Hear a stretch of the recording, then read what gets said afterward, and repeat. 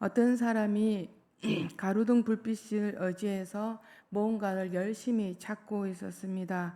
그의 모습이 안 돼 보였던지 지나간 사람들이 그를 돕기 위해 나섰는데 뭘 찾고 있느냐고 묻자 바늘이 없어졌다고 하는 것입니다. 그들은 불빛이 비치는 곳을 샅샅이 찾았지만 바늘은 나오지 않았습니다. 그러자 한 사람이 묻기를 여기서 잃어버린 게 분명합니까? 그러자 그는 무슨 소리냐는 표정으로 아니요, 집안에서 잃어버렸습니다 하고 대답했습니다. 어이가 없다는 사람들은 그렇다면 왜 안에서 찾지 않고 여기서 찾고 있냐고 물었습니다. 그러자 그는 이곳이 하나기 때문에 이곳에서 찾고 있습니다 라고 대답했습니다. 동양에서 이런 경우를 각주구검이라는 사자성어를 쓴다고 합니다. 그 뜻은 바다에 칼을 빠뜨렸는데 배전에다가 위치를 표시해 둔다는 말입니다. 문제는 잃어버린 것을 찾아야 되는데 장소를 잘못 알고 있다는 것입니다. 우리는 무엇을 잃어버렸을까요? 가수 김창완 씨가 보컬로 있던 산울림에서 부른 노래 말인데 아니 벌써 밤이 깊었나 정말 시간 가는 줄 몰랐네 해 저문 거리 비추는 가로등 하얗게 피었네 라는 노래 가사말이 있습니다. 잃어버린 것을 엉뚱한 데서 찾는 것도 문제지만 더 큰 문제는 무엇을 잃어버렸는지를 모른다는 것이 모른 채 살고 있다는 것입니다. 그냥 앞만 보고 달려온 것이기 때문이 아닐까 합니다. 죄는 있어야 할 자리에서 벗어나는 것입니다. 하나님께서 선악과를 따먹은 아담에게 건네온 말씀은 아담아 내가 어디 있느냐라는 질문이었습니다. 어디로 가는지 모른 채 우리는 세상에 등 떠밀려서 여기까지 왔다 해도 과언이 아닐 것입니다. 성도는 환난 중에 넘어져도 하나님께 가까이 넘어져야 합니다. 1절 말씀을 보면 다윗은 여호와여 도우소서라며 하나님께 간절히 기도하고 매달리고 있습니다. 그는 주변의 어려운 자들의 삶을 오랫동안 누리지 못하고 죽어가는 현실을 보면서 그리고 경건하며 충실한 자가 고통당하는 부조리한 현실 가운데 하나님의 도우심을 바라는 기도를 드리고 있는 것입니다. 환란이 닥쳐왔을 때 사람들은 그 반응에 따라 대개 두 분류로 나누어지게 됩니다. 첫째는 시험을 당하면 하나님으로부터 등을 돌리고 주님을 떠나는 일들이 있는 자들입니다. 예수님의 말씀처럼 비유처럼 이들의 신앙은 마치 돌밭에 떨어진 씨앗과 같아서 흙이 얕아서 곧 말라 죽어버리는 신앙과 같습니다. 이들은 말씀의 뿌리를 박지 못함으로 인하여서 조그만 환란이 와도 견디지 못하고 쓰러지고 또 주님을 떠나는 자들입니다. 하나님의 말씀이 심령 깊은 곳에 새겨져 있었다면 말씀을 따라 살아왔다면 환란이 닥쳐왔을 때 그 상은 힘들고 멍견떠 주저앉고자 하여도 말씀이 다시 그를 일으켜 세우고 그 환란에서 이기고 견디는 힘을 주실 것입니다. 왜냐하면 말씀이 육신이 되어 우리 안에 거하시는 하나님께서 살아있는 생명의 말씀으로 그 사람을 이끌어 가시기 때문입니다. 나에게 그러한 힘이 없어도 주님이 내 안에 내가 주님 안에 있을 때 내가 나를 그 환란에서 이기는 것이 아니라 하나님의 말씀이 나를 환란에서 벗어나게 해주시는 것을 보게 해주실 것입니다. 그러한 일들, 그러한 은혜가 우리 모두에게 있기를 기원드립니다. 둘째는 환란이 닥쳐왔을 때 주님의 깊으신 뜻이 있음을 믿고 더욱더 하나님 앞에 가까이 가면 귀한 열매를 맺는 사람들입니다. 이들은 좋은 땅에 떨어진 씨앗처럼 비바람이 몰아치고 또 뜨거운 햇살이 내리쬐는 고통 가운데서도 참고 견디어서 많은 열매를 맺는 자들입니다. 이처럼 환란에 대하여 어떤 태도를 가지느냐에 따라서 열매를 맺느냐 맺지 못하느냐가 결정되는 것입니다. 다윗은 역사상 길이 남은 성군이 된 것처럼 많은 환란에서도 꿋꿋이 살아남고 또 참아내고 그 환란을 통하여 깨끗하게 연단된 사람입니다. 오늘 우리가 이 시대를 살아갈 때 시대를 한마디로 신실한 사람도 끊어지고 진실한 사람도 사는 세상에서 사라지고 있다고 탄식합니다. 신실한 열매와 진실한 열매를 맺지 못하는 사람들은 허울뿐인 껍데기 사람이라는 것입니다. 말과 행실이 일치하기 위해서는 부단히 노력하는 사람 찾아보기 어렵고 참을 추구하느라 고난을 마다하지 않는 살아있는 혼이 사라진 세상이라는 것입니다. 예수님도 세상을 바라보면서 단식하기를 인자가 올 때에 믿음을 찾아볼 수 있겠느냐라고 말씀하고 계십니다. 땅은 비가 내리며 말라 땅은 비가 내리지 않으면 말라 굳어버리면서 생명의 싹을 틔울 수 없고 또 죽음의 땅이 쉽습니다.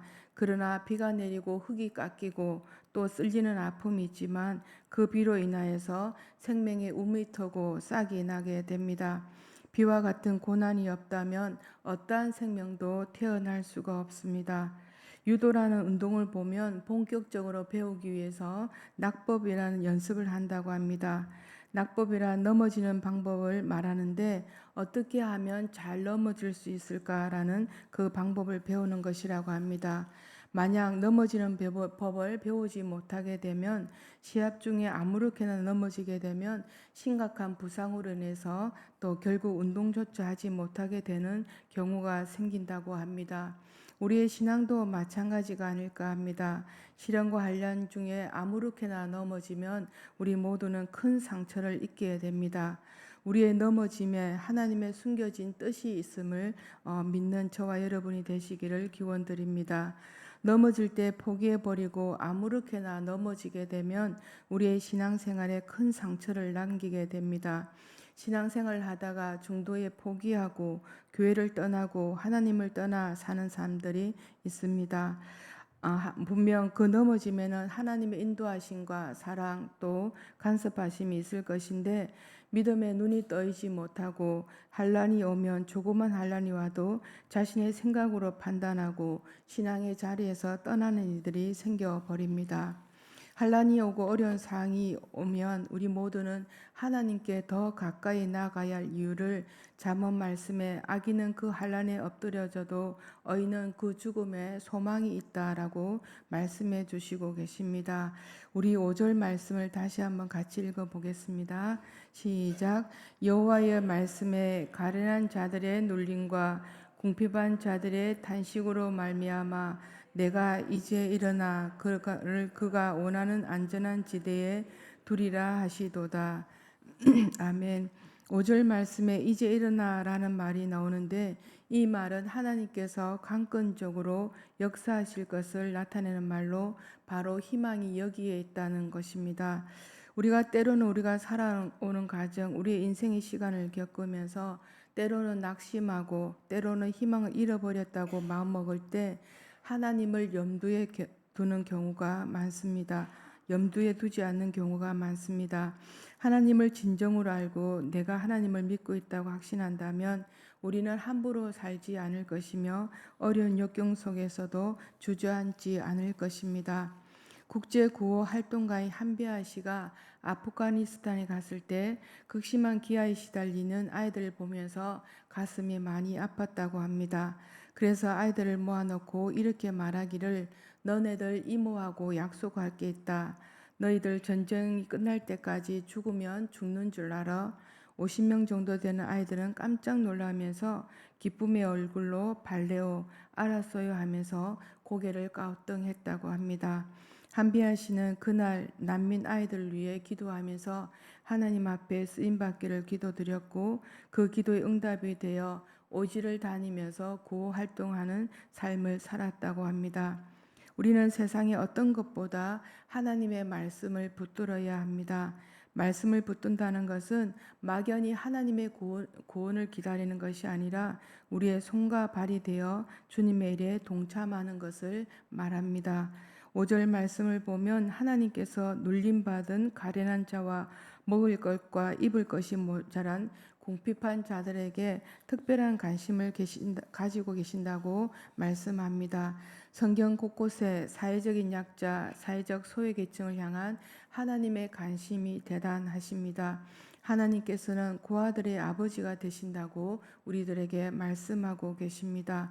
우리는 어렵고 힘들 때 누군가가 다가와 주지 않을 때 위로와 사랑을 받은 적이 있을 것입니다. 주변의 따뜻한 이웃으로부터 사랑의 언어로 따뜻한 마음을 받은 적이 있었을 것입니다.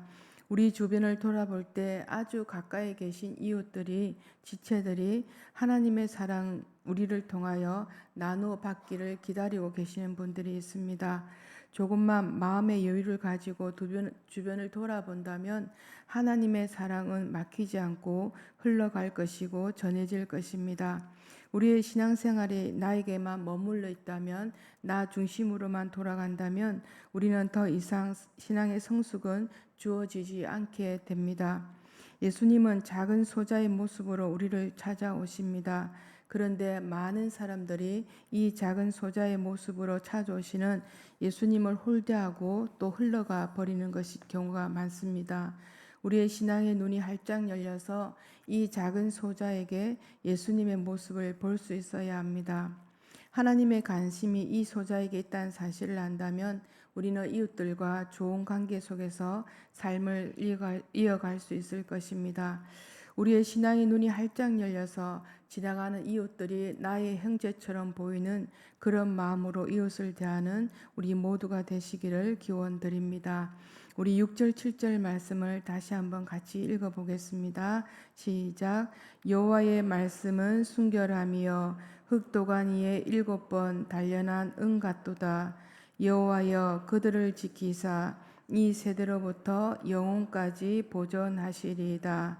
성경에서 칠은 완전수입니다. 그래서 흑도간 위에서 7번 단련한 은이란 불순물이 전혀 섞이지 않는 100%의 순도 은을 말합니다.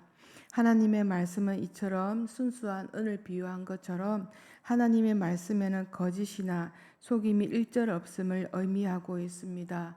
하나님의 말씀은 반드시 이루어진다는 것입니다. 다시 절박한 상황 속에서도 낙심하지 않고 소망을 가지며 하나님을 의뢰한 근거가 여기에 있습니다. 세상에는 많은 말이 있습니다. 그런데 그 말들은 대개 순결함이 담겨 있지 않습니다. 순수한 마음으로 어떤 말을 해도 본의 아니게 다르게 거짓의 말이 되기도 합니다. 오직 유일한 한 분의 말씀은 절대 순결하고 또 정직하며 변하지 않습니다. 우리 인생에 절대적으로 신뢰하고 모든 난관을 극복해 주시는 하나님의 말씀을 붙들어야 합니다. 당장은 성취가 요연하게 보여도 하나님의 말씀은 생명을 낳고 그 말씀만이 나를, 우리 모두를 살게 해 주십니다. 다윗이 하나님을 바라보았기에 믿음의 사람이 되었고 아브람 또한 믿음의 조상이 되었습니다. 하나님의 말씀의 신실성을 절대적으로 신뢰하며 하나님이 인정하시는 믿음의 사람이 되기를 간절히 기원드립니다.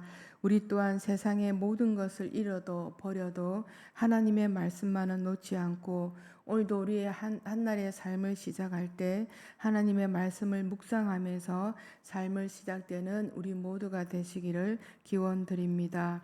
기도드리겠습니다.